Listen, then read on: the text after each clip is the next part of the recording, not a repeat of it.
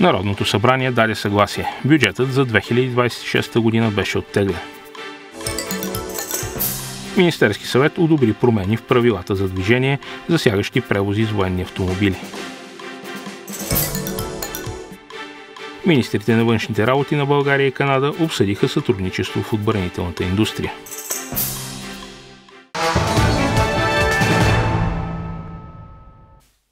Това са новините на военния телевизионен канал. Аз съм Евгений Кръстев. С пълно единодушие, без против и въздържал се, депутатите одобриха предложението на Министерския съвет за оттегляне на законопроекта за държавния бюджет за 2026 година, както и бюджетите на Здравната каса и Държавното обществено осигуряване.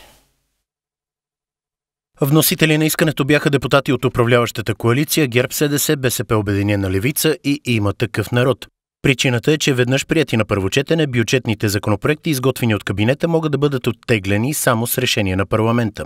Още вчера, след извънредното заседание на Коалиционния съвет за съвместно управление, премиерът Росен Желязков изрази надежда, че мнозинството ще подкрепи решението за оттегляне на проектобюджета, за да бъде даден шанс процедурата да започне от начало и държавната план-сметка да бъде приета до края на годината. В същото време в пленарната зала 3 парламентарни групи поискаха оставката на правителството и призоваха за предсрочни избори. Последваха и коментарите. Ако сега падне правителството, първо, това означава, че следващите 4 месеца ще има изключителен хаос, защото служебните правителства знаете как работят. Тогава цените по магазините и във всички сектори ще отидат небесата. Така ще се компрометира еврото от 1 януари, че ние може да станем първата държава, която следващото правителство да иска да излезе от еврото. Да, дадено се, докато е ГЕРБ. Тогава е дадено. Не случайно, през всичките тези години не беше поискан конвергентен доклад. Оставка моя могат да искат само моите избиратели. А те първо ще ми дадат по-голямо доверие и го виждаме всички. Всеки има право да подкрепя своите партии. Както те имат избиратели, ние имаме избиратели. Омраза ги съветвам да не сеят. И то етническа също. Омраза към ДПС. Показваха по екраните мои братя турци, мои братя помаци, мои братя роми. Това няма да им го позволя. Аз като техен лидер. Ако сеят омраза, ще пожънат омраза. След оттеглянето на проектобюджетите, управляващата коалиция ще трябва да постигне вътрешно съгласие, както и разбирателство с работодателските организации и синдикатите, за да се уточнят компромисите в новия бюджет за 2026 година.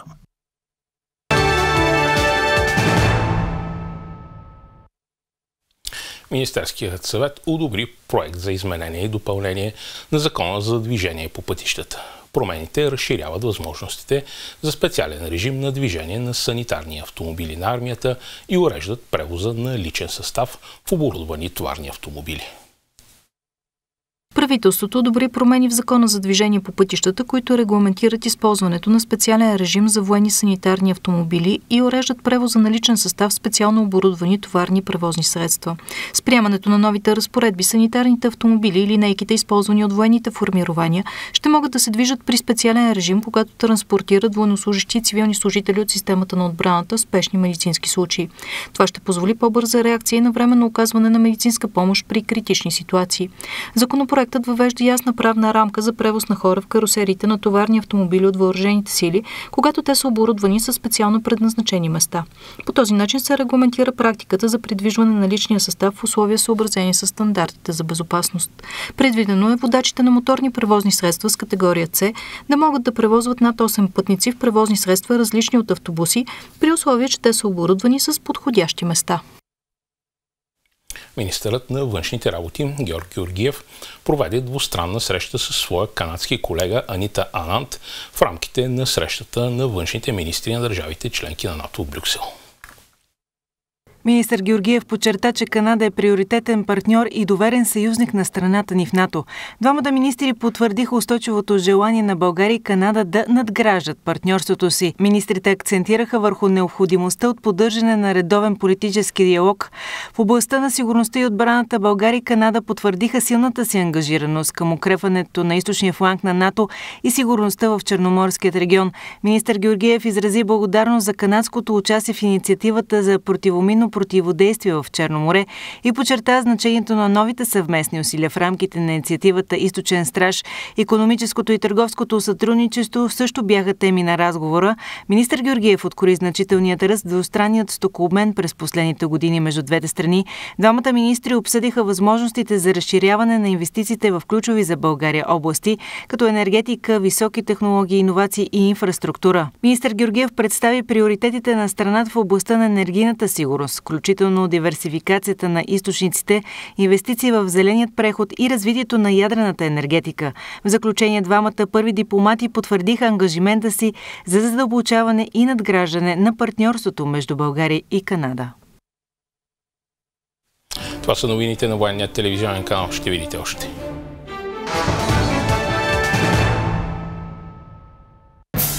София събра военни експерти на регионален форум за въздушни операции.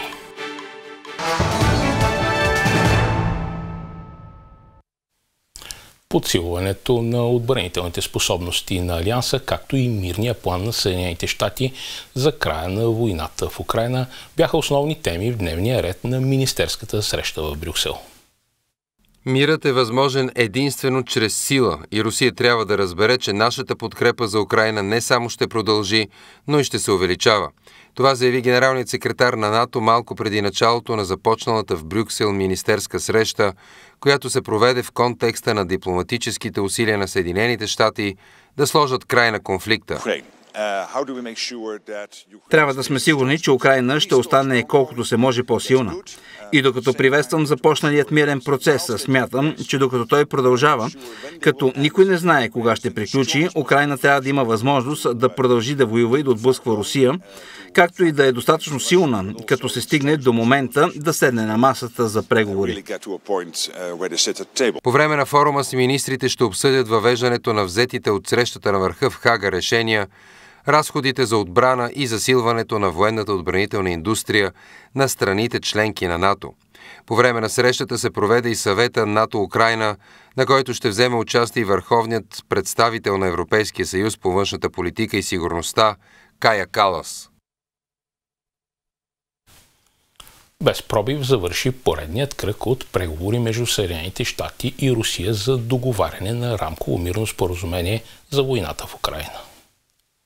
Близо 5 часа са продължили разговорите в Москва между специалните пратеници на Съединените щати и руския президент Владимир Путин.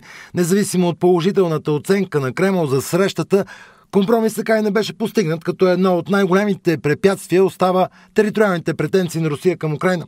Малко след срещата годишният съветник на руския президент по външните въпроси Юрий Ушаков също определи разговорите с Съединените щати за полезни, но посочи, че предстои още много работа, като за сега не се очертава компромисен вариант за договарянето на мир с Украйна. Съветникът на Путин подчерта, че докато част от предложенията на Съединените щати са приемливи за Русия, то други не са, като освен за договарянето на мирно споразумение, двете страни са обсъдили и икономическото сътрудничество между тях.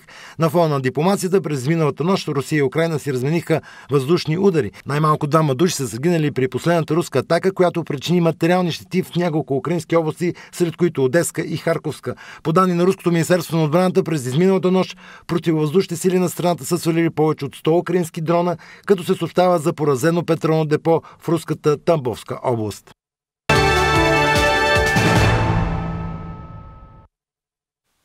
В София започна третото издание на Международната регионална оперативна планираща конференция. В нея военни експерти от Европа и Съединените щати обменят опит в модерните въздушни операции. В рамките на третото издание на регионалната оперативна планираща конференция, експерти от Съединените американски щати, Великобритания, Полша, Чехия, Румъния, Словакия и Украйна обсъждат регионалното партньорство във въздушните операции. Основната цел на форума е укрепване на регионалното взаимодействие, обменът на опит в интегрирането и използването на многоцелеви авиационни платформи, съвременното планиране на въздушни операции. Временно изпълняващия длъжността посланник на Съединените американски щати в България Мартин Макдауъл очерта значението на координираните усилия за укрепване на регионалната сигурност.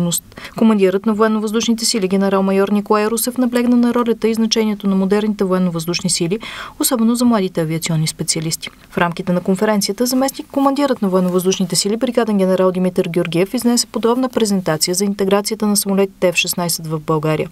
Той разгледа отделните етапи от процеса и последващото развитие на въздушните способности, а след това отговори на въпросите на присъстващите. Военнослужащи от 3-ти механизиран батальон Благоевград от състава на 3-то бригадно командване се включиха в съвместна инициатива с горските служители от Югозападното държавно предприятие. Доброволците обединиха сили за възстановяване на горските територии, засегнати от големия пожар през 2017 година близо до Симитли. Пожарът унищожи хиляди декари гора и повлия сериозно на местообитанията на множество диви животни. 50 военнослужащи от 3-то бригадно командване работиха рамо до рамо с горските служители, като засадиха над 6000 фиданки от космат и зимен дъб, както и черен бор. Новите дръвчета ще допринесат за постепенното възобновяване на гората на мястото на унищожената растителност. Инициативата е част от кампанията "Съживи гората", в която преди седмици участваха и военнослужащи от военновъздушните сили. Съвместните действия подчертават важността на партньорството между институциите в усилията за опазване на природата. На 10 декември представителният духов оркестър на военновъздушните сили ще изнесе празничен концерт под наслов "Музикален полет през киното и българската класика" от 16 часа в Централния военен клуб под ръководството на диригента майор Михаил Младенов. Събитието е под патронажа на министъра на отбраната Атанас Запрянов. Входът е свободен. Това беше по-важното до този час. Останете с Времето и спорта.